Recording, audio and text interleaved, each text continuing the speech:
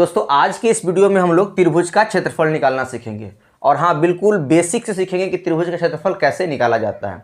आप लोग क्लास 8 में, क्लास 6 में, क्लास 7 में त्रिभुज का क्षेत्रफल निकालना सीखे होंगे। लेकिन अगर मान लीजिए किसी को कुछ याद नहीं है, कुछ भूल गए हैं, तो बिल्कुल मैं उसी टाइप से बताऊँगा और बिल्कुल बेसिक से बताऊँगा। तो आप लोग ध्यान दीजिएगा कि त्रिभुज का क्षेत्रफल हम लोग कैसे निकालते हैं। ठीक है, देखिए सबसे पहले क्या है कि त्रिभुज के क्षेत्रफल को निकालने के लिए सबसे पहले हमें क्या करना होगा कि ये तो आप लोगों को पता ही होगा कि त्रिभुज कहते किसे हैं।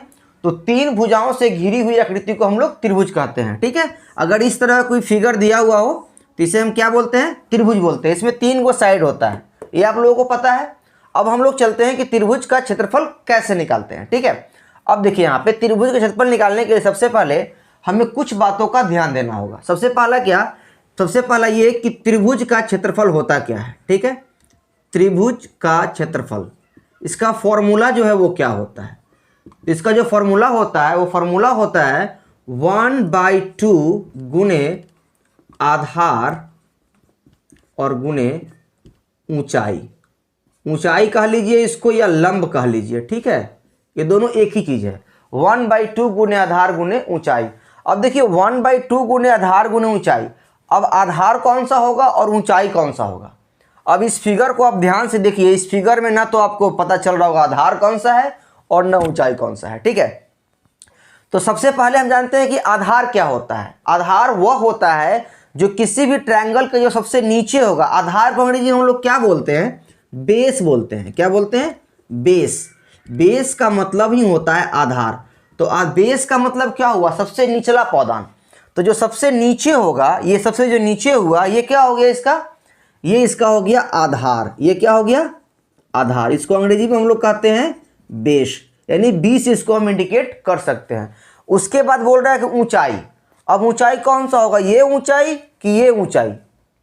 तो देखिए यह तिरछा ऊंचाई है और ये भी तिरछा ऊंचाई है। इसके बारे में हम लोग आगे जिक्र करेंगे। अभी क्या पढ़ना? ऊंचाई।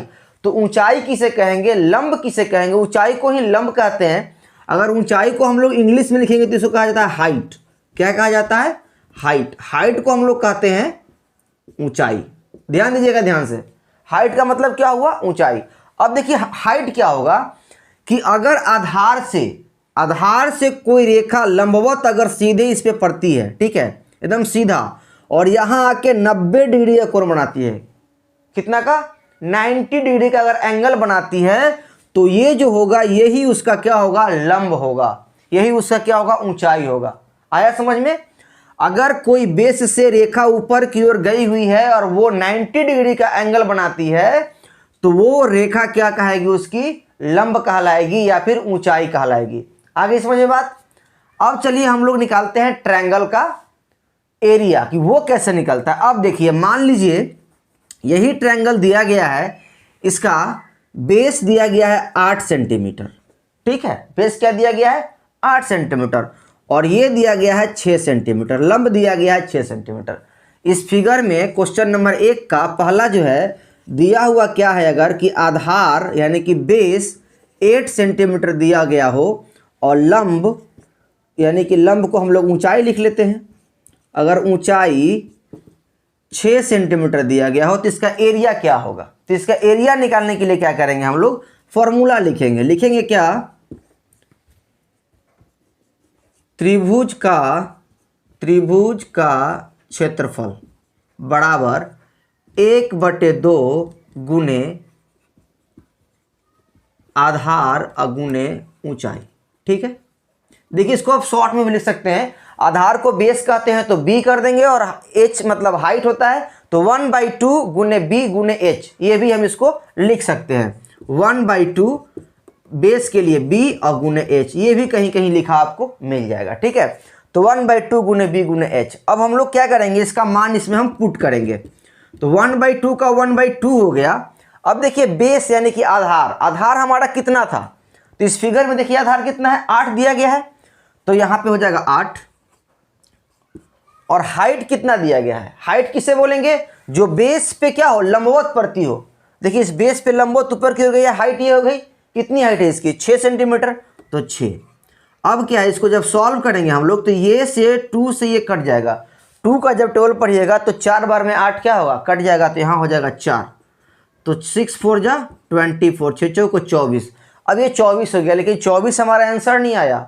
अगर आप 24 छोड़ देते हो तो आपका आंसर क्या होगा, गलत हो जाएगा। 24 सेंटीमीटर, चूंकि ये सेंटीमीटर में दिया हुआ, देख रहे ध्यान से। और जब किसी का हम एरिया निकालते हैं तो वो क्या हो जाता है, स्क्वायर हो जाता है। तो 24 सेंटीमीटर स्क्वायर क्या होगा, इसका आंसर आ जाएगा। ठीक है। अब इस वीडियो में अगर आपको कहीं पे कोई डाउट हो, कोई प्रॉब्लम हो या कुछ समझ में नहीं आया हो तो आप कमेंट बॉक्स में मुझे कमेंट कर सकते हैं। मैं आपको बताऊंगा कि कमेंट में कि क्या प्रॉब्लम आपको है, मैं उसको बिल्कुल समझाने की कोशिश करूंगा। अब मैं आप लोगों को एक प्रश्न दे रहा हूं, ठीक है। अब उस प्रश्न का आंसर जो है कमेंट बॉक्स में आप लोग हमको बताइएगा। मान लीजिए किसी भी ट्रायंगल का बेस मैं दे दिया, यहाँ पे 10 सेंटीमीटर दिया गया है, ठीक है।